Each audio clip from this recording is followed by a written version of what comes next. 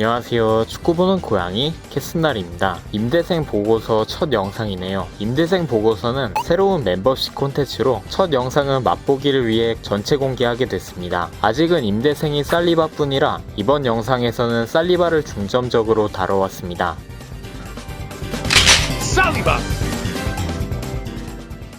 살리바는 프랑스 리그앙 마르세유에 임대가 있는 상황인데요. 이번 시즌 살리바를 지도하게 된 마르세유의 감독은 아르헨티나 출신 호르헤 산파올리로 굉장히 공격적인 경기 운영을 하는 감독입니다.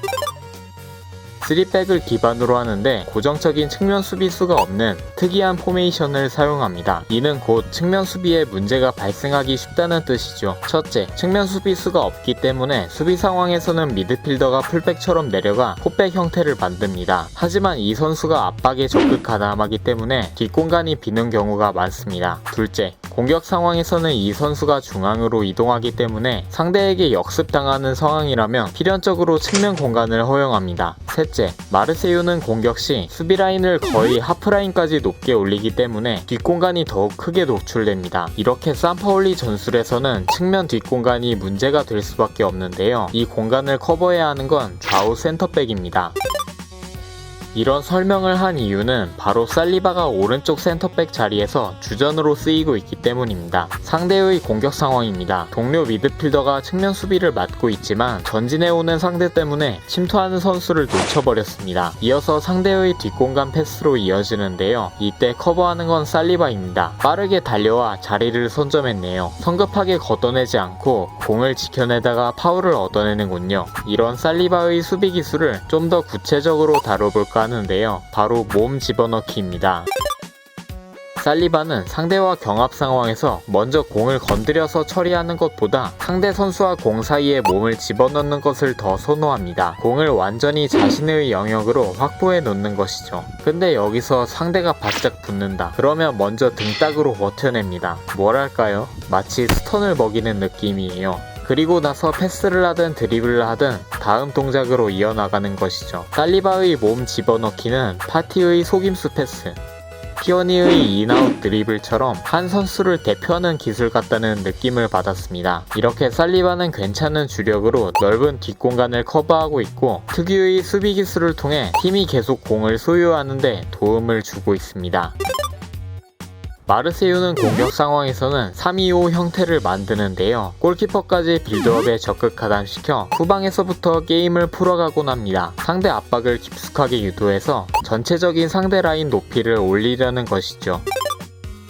이 과정에서 상대의 수비 진영에 빈틈이 생기게 됩니다. 상대 압박 라인이 높아지면 간격을 맞추기 위해 수비 라인도 높아지니까 뒷공간이 생기기도 하고, 만약 상대가 수비 라인을 높게 올리지 않는다면 상대 미드필드와 수비 사이인 포켓의 넓은 공간이 생기게 됩니다. 마르세유가 후방에서 공을 돌리는 상황인데요. 상대의 압박 라인이 높군요. 그 과정에서 큰 포켓 공간이 생겼습니다. 측면을 거쳐서 포켓을 공략합니다. 순식간에 상대 수비 라인이 무방비로 노출됐네요. 결국 좋은 위치에서 파울을 얻어냈고 상대의 퇴장까지 유도하게 됐습니다. 근데 이런 공격 방법이 원활하려면 상대가 압박하면서 라인을 충분히 높게 올릴 때까지 공을 지켜낼 수 있어야 합니다. 즉 후방 자원들은 공을 잘 다뤄야 하고 패스 솜씨도 지녀야 한다는 뜻이죠. 살리바가 압박을 받는 상황인데요. 과감한 개인기로 1대1에서 이겨냅니다. 이어서 중앙으로 공을 보내는 데 성공합니다. 보통 상황이었다면 상대 위치상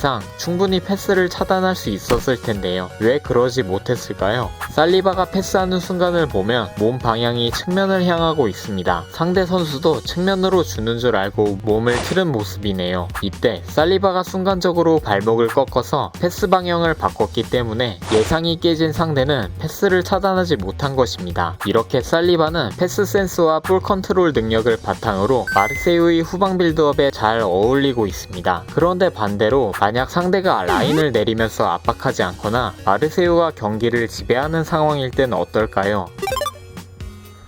상대의 수비 중심이 뒤쪽에 있을수록 마르세유의 좌우 센터백들에겐 올라갈 공간이 확보됩니다. 이런 경우 산파올리는 센터백에게 전진을 허용합니다. 몽펠리에전 살리바의 터치맵을 보면 센터백 치고 굉장히 높은 위치에서 플레이했다는 것을 볼 수 있는데요. 마르세유가 왼쪽에서 공을 되찾고 공격하는 모습입니다. 선수들이 왼쪽에 쏠린 상황이라 오른쪽에 큰 공간이 생겼네요. 살리바가 공간 활용을 위해 오버래핑합니다. 동료 윙어를 지원하는 움직임으로 패스를 받는 모습인데요. 접는 동작으로 상대를 속이고 동료에게 득점 찬스까지 만들어줬습니다. 이 장면은 살리바가 단순히 높은 위치에서 플레이했다는 것을 넘어서 전진 플레이에 일가견이 있다는 것을 보여주는 좋은 예시라 할 수 있겠네요. 뭐 이 부분은 워낙 잘 알려져 있긴 하지만요. 이렇게 첫 영상에서는 마르세유의 특징을 공격과 수비로 나눠서 살리바가 그 안에서 어떻게 쓰이고 있는지를 분석해봤는데요. 앞에서 좋았던 플레이만 다뤘지만 사실 아쉬웠던 장면도 꽤 있었습니다. 아르테타가 살리바를 다시 임대 보내고 화이트를 영입한 게 납득이 가더군요. 근데 여기서 주목할 점은 아르테타는 살리바가 당장 자신의 계획에 없는 선수임에도 불구하고 이적이 아니라 임대를 보냈다는 점입니다. 그것도 2시즌 연속이고 마브로파노스와는 다르게 완전 영입 조항도 없죠. 이런 점을 보면 아르테타는 살리바를 자신의 축구와 어울리는 선수로 여기고 있고 살리바에게 필요한 건 오직 경험뿐이라고 보는 게 아닌가 하는 생각이 들더군요. 살리바의 경험을 위해 임대가 불가피한 상황이었다면 아스날이 마르세유를 고른 건 참 괜찮은 선택이었다고 보여집니다. 앞에서 다뤘듯 산파올리의 전술에서 살리바에게 요구하는 것들이 아르테타가 추구하는 것과 비슷한 색깔이기 때문입니다. 살리바가 1년 동안 좋은 경험을 하고 더 성장해서 돌아왔으면 좋겠네요.